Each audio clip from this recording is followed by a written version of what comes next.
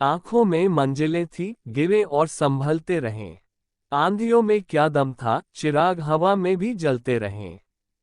आज हम बात कर रहे हैं एक ऐसे शख्स की, एक ऐसे कलाकार की जिसने अपने अद्भुत इमेजिनेशन से दुनिया के अनगिनत बच्चों के बचपन में खुशियां बिखेरी है। ये है मिकी माउस जैसे बहुत सारे फेमस कार्टून के जन्मदाता वॉल्ट डिज्नी की, जिन्हें एनिमेशन फिल्मों में उनके योगदान के लिए 22 बार ऑस्कर दिया गया है, जो कि अपने आप में एक विश्व रिकॉर्ड है। उनके द्वारा बनाई गई company the Walt Disney company आज दुनिया की टॉप मीडिया कंपनी में शामिल है, जो अरबों खरबों रुपए का बिजनेस करती है। लेकिन डिज्नी ने जिन संघर्षों के बाद यह मुकाम हासिल किया था, मुझे नहीं लगता उनके अलावा यह किसी और के बस की बात है। आइए उनके जीवन को शुरू से जानते हैं। 5 दिसंबर 1901 को शिकागो में जन्मे वॉल्ट डिज्नी को बचपन से ही सबसे अलग और अनोखा शौक था, और वो था कार्टून बनाने का।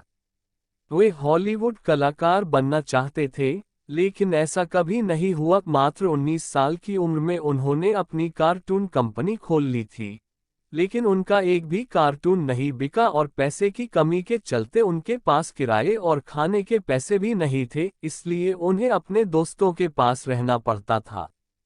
22 साल की उम्र तक उनके पास खाने पीने के पैसे भी नहीं थे, लेकिन वे पीछे नहीं हटे। हर जगह से उन्हें निराशा मिली, न्यूज़पेपर से भी उन्हें आलसी और निकम्मा बताकर निकाल दिया था। इसके बावजूद अपने हौसले को बुलंद रखते हुए वे आगे बढ़े।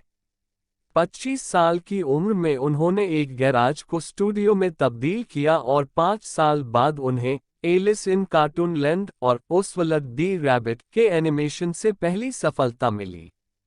यह सफलता छोटी ही थी, क्योंकि 1928 में ओस्वल्ड दी रैबिट के उनके सहकर्मियों ने उनका साथ छोड़ दिया। वॉल्ट डिज्नी एक अमेरिकन फिल्म निर्देशक, निर्माता और एनिमेटर थे। वॉल्ट डिज्नी का जीवन कल्पना, क्रिएटिविटी, विश्वास और आशावाद से प्रेरित था। इन्होंने विश्व को कुछ प्रसिद्ध कार्टून कैरेक्टर दिए। विश्व में वह मनोरंजन के क्षेत्र में किए गए कार्यों से प्रसिद्ध हुए। इन्होंने डिज्नीलैंड की स्थापना की। शुरुआत में वॉल्ट की रुचि आर्ट में थी।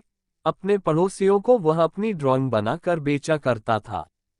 उसने कला में ही अपना करियर बनाने की भी सोची और अपना करियर बनाने शिकागो के मैकिनली हाई स्कूल निकल पड़ा। डिज्नी सेना में भर्ती होना चाहते थे, लेकिन कम उम्र के कारण वॉल्ट डिज्नी को सेना में भर्ती होने से रिजेक्ट कर दिया गया था। इसकी जगह वॉल्ट रेड क्रॉस में शामिल हो गए। वॉल्ट डिज्नी की कामयाबी का सफर कभी भी आसान नहीं रहा और इस दौरान उन्हें कई कठिनाइयों और असफलताओं का सामना करना पड़ा। डिज्नी प्रथम विश्व युद्ध से जब स्वयं सेवक की सेवा करके लौटे तो अपने भविष्य के बारे में सोचने के लिए उनके पास काफी समय था। वह कार्टून मोशन पिक्चर्स बनाना चाहते थे। 1920 में उन्होंने केवल 19 साल की उम्र में अपनी कंपनी बनाई।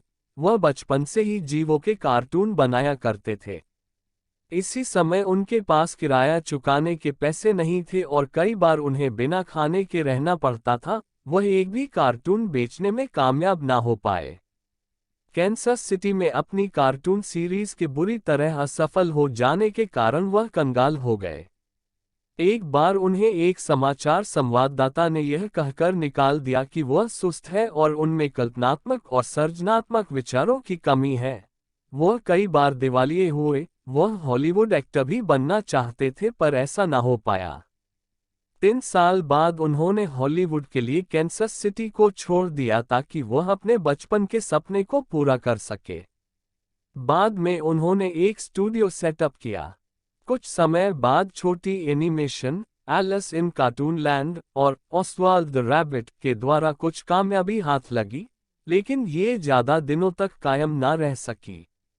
हार ना मानो तो कोशिश बेकार नहीं होती, कोशिश करने वालों की कभी हार नहीं होती। वॉल्ट डिज्नी द्वारा बनाई गई डिज्नी ब्रदर्स कंपनी बहुत ही जल्दी चल पड़ी और फिर आगे चलकर उन्होंने बहुत सारे लोगों को जॉब पर रखा। अब वॉल्ट डिज्नी का जीवन काफी हद तक पटरी पर आ चुका था। उन्होंने जुलाई 1925 में लिलियन नाम की लड़की से शादी कर ली जो उनकी कंपनी में बतौर आर्टिस्ट का काम करती थी।